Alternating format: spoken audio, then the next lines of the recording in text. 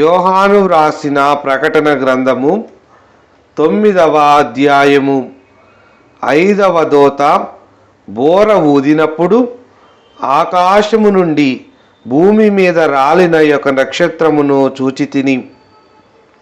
అగాధము యొక్క తాళపు చెవి అతనికి ఇయ్యబడెను. అతడు అగాధము తెరవగా పెద్ద కొలిమిలో నుండి లేచు పొగ వంటి పొగ ఆ అగాధములో నుండి లేచెను.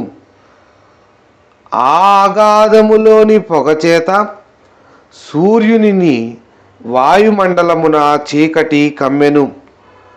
ఆ పొగలో నుండి మిడతలు భూమి మీదికి వచ్చెను. భూమిలో ఉండు తేళ్లకు బలమున్నట్టు వాటికి బలము ఇయ్యబడెను. మరియు నొసళ్ళయందు దేవుని ముద్ర లేని మనుష్యులకే తప్ప భూమిపైనున్న గడ్డికైనను ఏ మొక్కలకైనను మరి ఏ వృక్షమునకైనను హాని కలుగజేయకూడదని వాటికి ఆజ్ఞ ఇయ్యబడెను. మరియు వారిని చంపుటకు అధికారము ఇయ్యబడలేదు గాని 5 నెలల వరకు బాధించుటకు వాటికి అధికారము ఇయ్యబడెను. వాటి వలన కలుగు బాధ తేలు మనుష్యుని కుట్టినప్పుడుండు బాధవలే ఉండును. ఆ దినములలో మనుష్యులు మరణమును వెదకుదురు గాని అది వారికి దొరకనే దొరకదు. చావవలెనని ఆశపడుదురు గాని మరణము వారి యొద్ద నుండి పారిపోవును. ఆ మిడతల రూపములు యుద్ధమునకు సిద్ధపరచబడిన గుర్రములను పోలియున్నవి.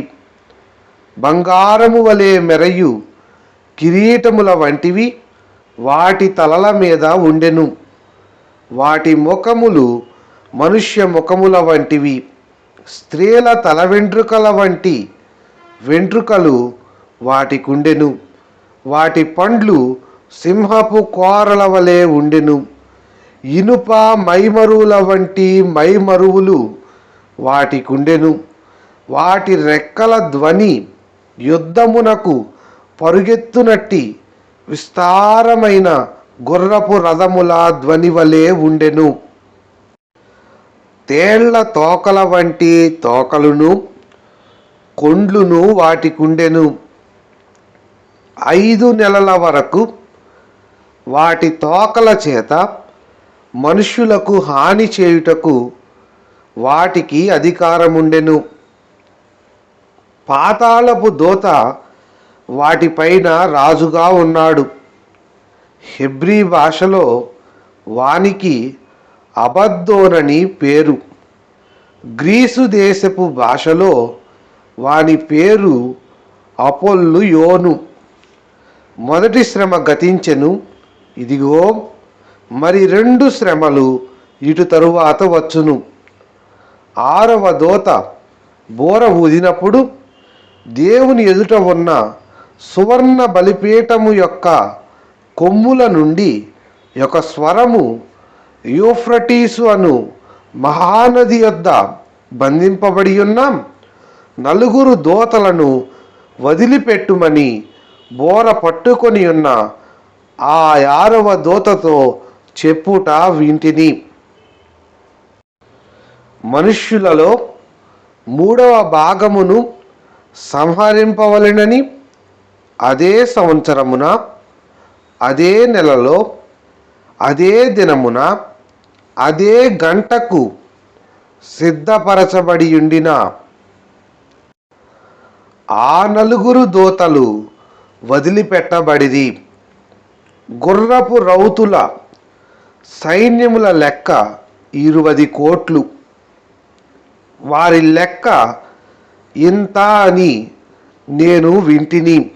మరియు నాకు కలిగిన దర్శనమందు ఏలాగు చూచితిని, ఆ గుర్రములకును వాటి మీద కూర్చుండి ఉన్న వారికిని నిప్పు వలె ఎరుపు వర్ణము, నీల వర్ణము, గంధక వర్ణముల మైమరువులుండెను. ఆ గుర్రముల తలలు సింహపు తలల వంటివి. వాటి నోళ్లలో నుండి అగ్ని, దోమ గంధకములు బయలువెడలుచుండెను. ఈ 3 దెబ్బల చేత అనగా వీటి నోళ్లలో నుండి బయలువెడలుచున్న అగ్ని, దోమ గంధకముల చేత మనుష్యులలో 3వ భాగము చంపబడెను. ఆ గుర్రముల బలము వాటి నోళ్లయందును వాటి తోకలయందును ఉన్నది. ఎందుకనగా వాటి తోకలు పాముల వలె ఉండి తలలు కలిగినవైనందున వాటి చేత అవి హాని చేయును.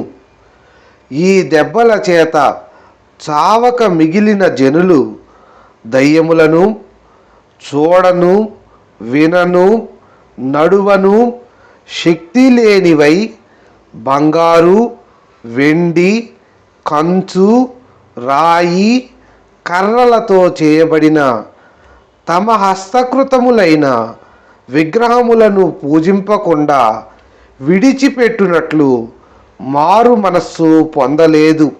మరియు తాము చేయుచున్న నరహత్యలను, మాయా మంత్రములను, జార చోరత్వములను చేయకుండునట్లు వారు మారు మనస్సు పొందిన వారు కారు.